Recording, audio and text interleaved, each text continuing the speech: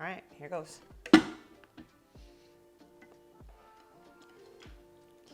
Here goes, guys. Dun, dun, dun, dun.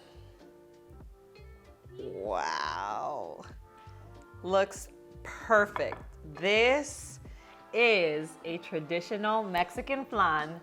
Ours is dairy-free without all the calories and sugar from a traditional flan, but all the taste. Hey guys, I'm Myra from Low Carb Love, and today I'm sharing one of my favorite recipes that I've turned low carb that can even be made dairy-free, and you guys are gonna be so obsessed with it. So I already have everything prepped here. I'm gonna go step by step. I'm gonna show you, even if you don't have experience cooking flan, even if you've never ever cooked flan before in your life, I'm gonna show you how you're gonna make it perfect every single time. Now, if you've never made flan, you've never heard of it, flan is a Mexican dessert. It's actually like a vanilla custard that lays on a bed of caramel sauce. So everything is homemade. We're about to move over to the stove right now, and we're gonna get started with the caramel sauce because it actually does need to cool a little before we get our custard over it. So let's move over to the stove and get started on our caramel sauce.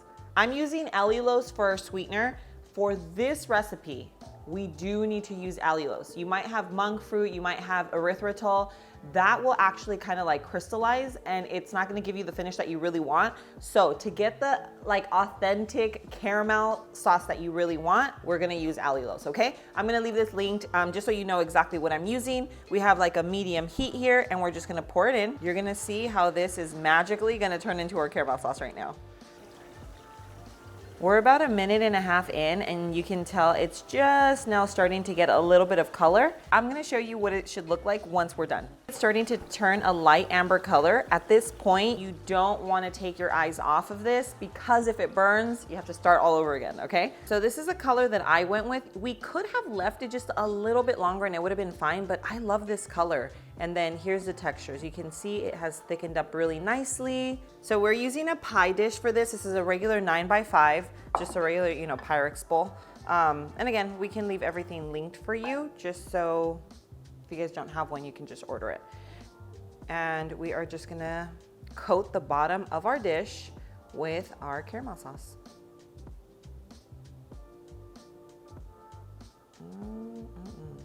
Look at that. You want all of that in there. So caramel sauce is done. This is step one. And now let's move on to our custard, which is our filling that is going to lay right over this caramel sauce. So we're just gonna spread this to coat the bottom. And you don't wanna let it set because this does harden. So you just wanna do it just as soon as possible. I'm just tilting my plate to make sure it just coats the entire bottom of the dish.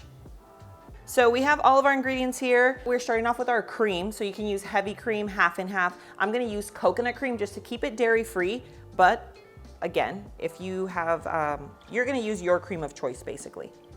Then we have our almond milk, and you can use almond, coconut, like whatever you typically use for your milk substitute. This is just unsweetened almond milk. Then we have our powdered allulose. This is just powdered sweetener, and I like to use powdered because I just feel like it blends really well with all the ingredients, and you don't want like the little, like the little granular to not melt, and then it's kind of crunchy.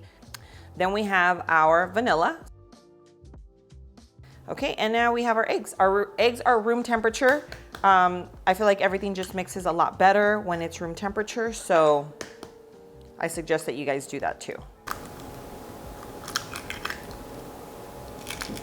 Okay, all of our ingredients are in, and now we're just gonna use a hand whisk to get everything well combined. You can use a hand mixer, stand mixer, whatever you have, but I'm just gonna use a little hand whisk. While we're whisking, just make sure that your oven is preheated to 325 degrees. And this is not gonna be just baked. We're actually going to cook this in a water bath. And if you've never baked in a water bath, I'm gonna show you how to do it right now. Okay, so we have our flan filling, which is our custard, and now we're just gonna pour it right over our caramel sauce. Look at that.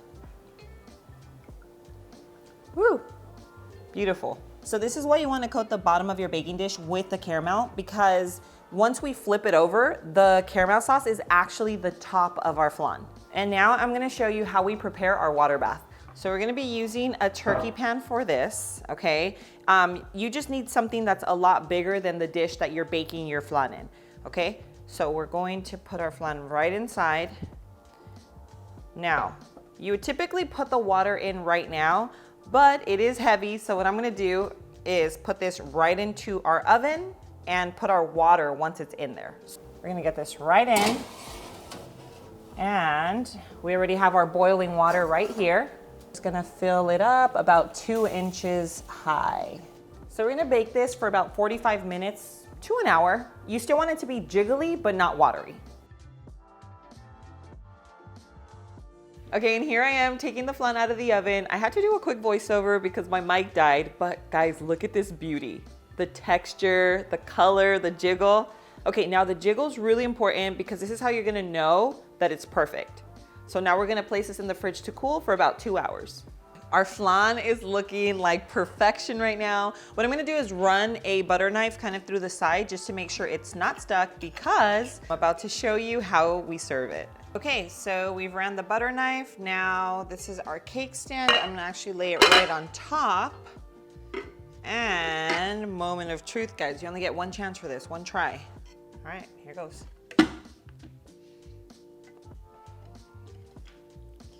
Here goes, guys. Dun, dun, dun, dun. Wow. Looks perfect. This is a traditional Mexican flan.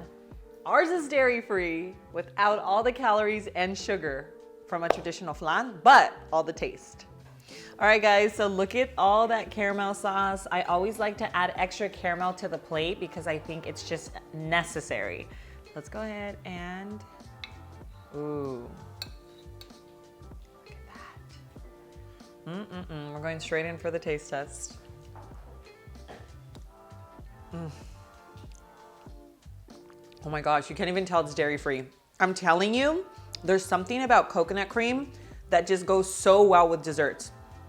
I think it's just like the natural, maybe like that natural sweetness. It's super, super creamy. Like you can't even tell.